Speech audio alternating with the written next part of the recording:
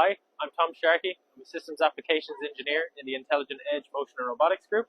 My demo today is increasing factory sustainability using intelligent edge sensors. So to give you some background, the idea behind this is that there are 450 million electric motors worldwide today, using 45% of all electricity. So trying to make these motors run more efficiently is extremely important. The sensors we're showcasing today are condition-based monitoring sensors that prevent unplanned downtime and allow motors to run more efficiently. The first of these sensors that I'll showcase is Galileo. So this is a wired condition-based monitoring sensor, and it's used as a platform to launch customer evaluation and design.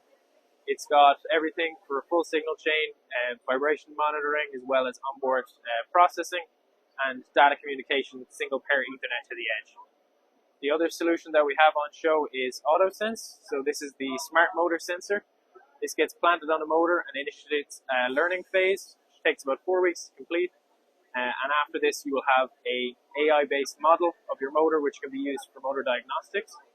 The smart motor sensor takes a number of different parameters: vibration sensing, magnetic sensing, as well as temperature.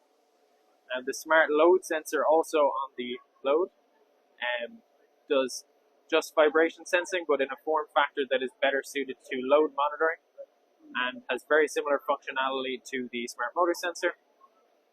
The web app itself, based on this screen, can be used to do fault diagnostics. You can also observe the raw data from either of the sensors.